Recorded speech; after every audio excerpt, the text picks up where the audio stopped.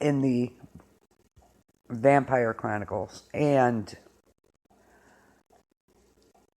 of course, many of the themes are reborrowed from 19th century novel Melmoth the Wanderer.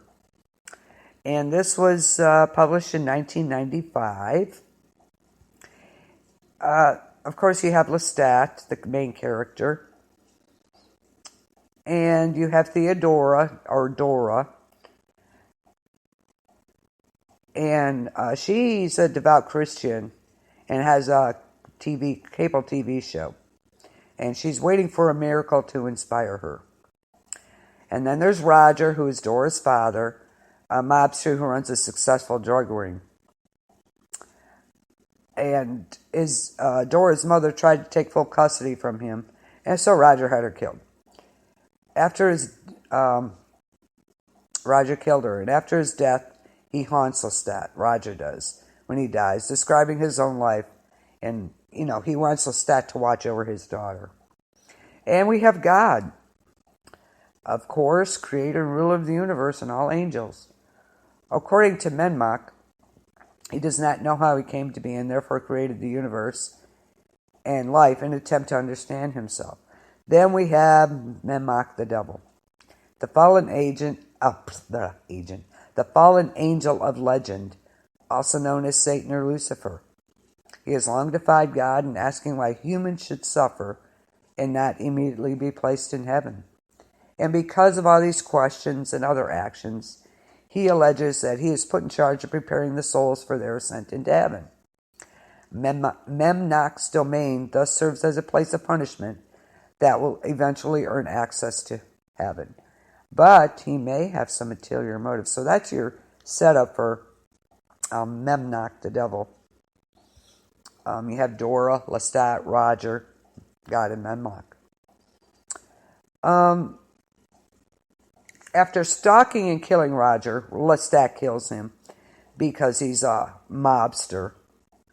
He is approached by Roger's ghost and wants him to take care of his daughter, Dora, who is a popular television evangelist. Go figure. And he wants to spare her from embarrassment. After, since Lestat killed him, it's going to come out what he's been doing. So he doesn't want that to happen. But at the same time, Lestat has become increasingly paranoid that he's being stalked. And eventually, Lestat meets the devil, or Melmoth. He takes Lestat on a whirlwind tour of heaven, hell, and retells the tale of entire history, but from his point of view. Because he wants Lestat to join him as God's adversary. And in his journey, Melmoth claims he is not evil, but merely working for God by ushering lost souls into heaven. And poor Lestat, he's confused enough. And he can't decide whether to go in with him or not. He's totally confused on this. But Lestat is kind of a confused person, or vampire anyway. He wants to be mortal. He doesn't want to be mortal. He doesn't like the gift he has, but then he embraces it. So, but after the tour, Lestat thinks he's had to have this major revelation. Surprise, ding, the lights come on. And among other things, he believes he has seen Christ's crucifixion and he has received St. Veronica's veil. He has also lost an eye in hell on his tour. Even though he suspects the experience was some kind of deception, he tells this story to Armand, David, and Dora, who have joined him in New York, and he produces the veil as proof of his experiences. Dora and Armand are deeply moved upon seeing it, and Dora takes it and reveals it to the world, which triggers this huge religious movement. Armand goes into the sunlight and sacrifices himself in order to convince people that this miracle has occurred. Armand goes into the fire.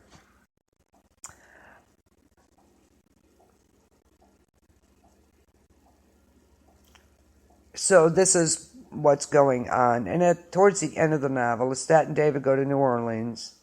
Maharet returns Lestat's eye to him with a note from Memnoch that reveals he may have been manipulating Lestat to serve his own agenda.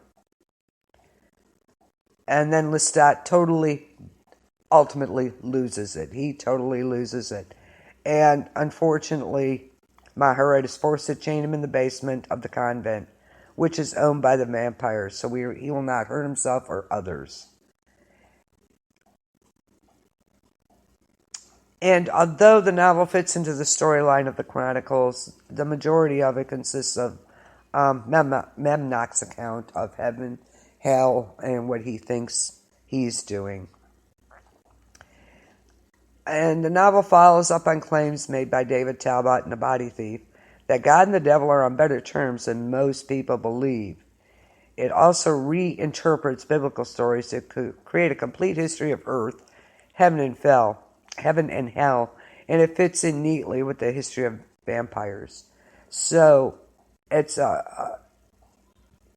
interesting book. I really enjoyed this book because if you really listen to Memnoch, he's a silver-tongued devil, that's for sure.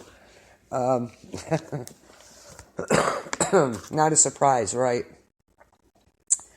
Poor Lestat. He's a outsider, candy monster, and hero wanderer. And he thinks he's been offered a choice to be redeemed. He's brought into direct confrontation with both God and the devil, and into the land of death. We're in New York. The city is blanketed in snow, and Lestat is searching for Dora, Roger's daughter, whom he said he would watch over. So she's a daughter of the drug lord,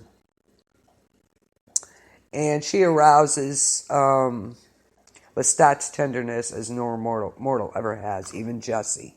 So, and while torn between vampire passions and his love for Dora, he is confronted by the most dangerous adversaries he has yet known.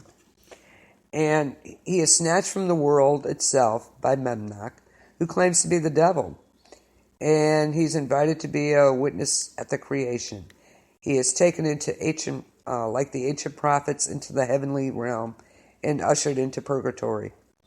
And he has to decide if he can believe him or not. And he must decide if either he will serve. So that's the basis of Memnoch the Devil. And in the first 4 chronicles, Anne Rice summed up for us worlds that are fantastic and distant. Now her most daring and darkest novel takes us with Lestat. And he had started the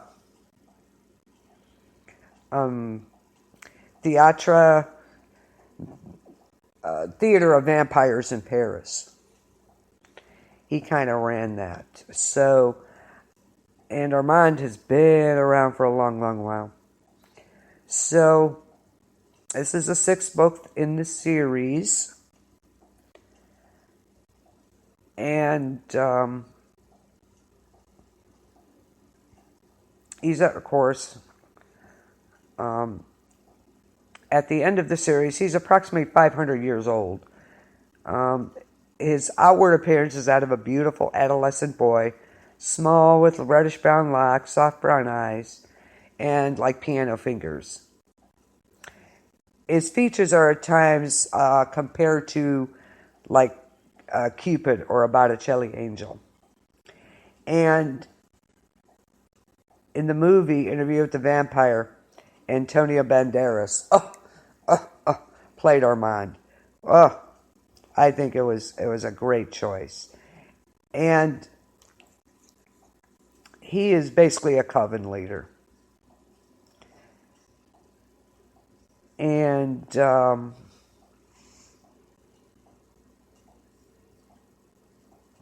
what was I going to say? He's basically called the vagabond angel of Satan. He's a coven leader, and they refer to him as All Father. So, The Vampire Armand. This was published in, let me think.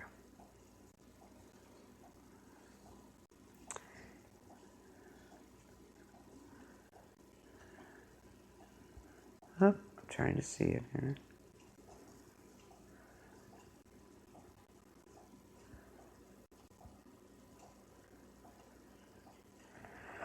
Excuse me. Armand was portrayed by Antonio Banderas, of course. Armand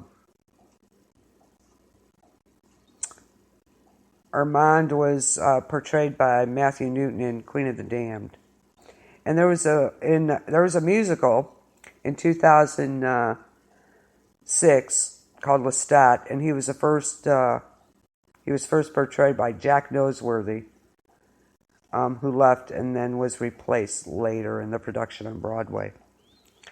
I'm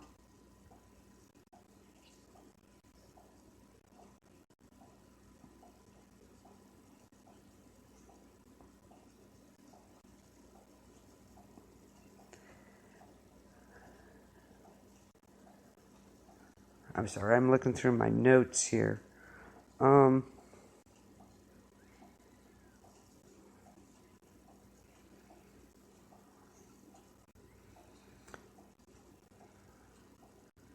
To see, where did I put him? Should have been right there.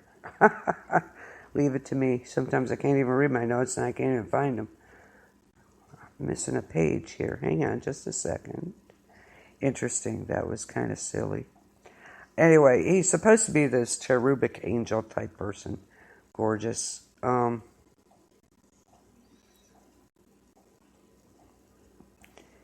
And he's been around, for quite a while. So, and of course, in an interview with the vampire, Lestat runs into him in the Theater of Vampires, which was interesting because they had... it's one of the unwritten rules with vampires is you do not turn a child. That is against all vampire rules, in case you didn't know. But they turned Claudia.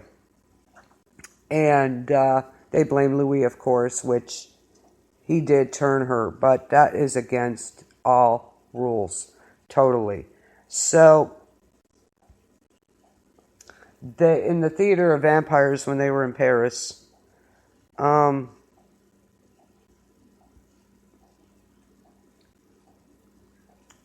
unbeknownst to Armand, his Theater of Vampires, they stole Claudia and her guardian and put them in this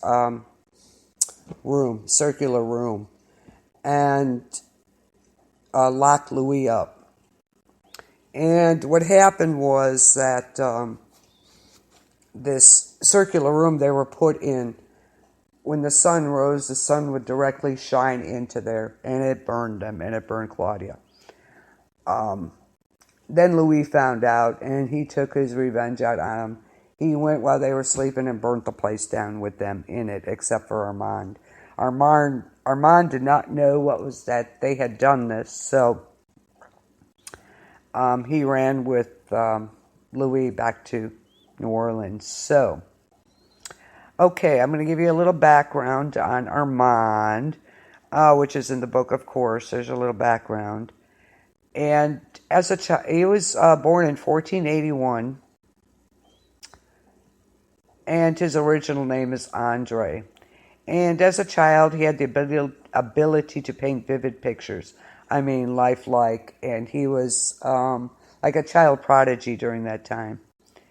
And his astonished parents eventually revealed his gift to the monks in the monastery, who live an ascetic life buried beneath the earth. They live in caves, basically, and they're sustained only by water and small amounts of food. And both the monks and Andre believe he is destined to. That was his destiny, to paint for them, illustrate, and live the life of a monk. And his father's like, "Oh my God, no, you can't do this. This is no life for you." Okay, night, Lori. Thank you, sweetheart. Hopefully I'll catch you sometime tomorrow morning. be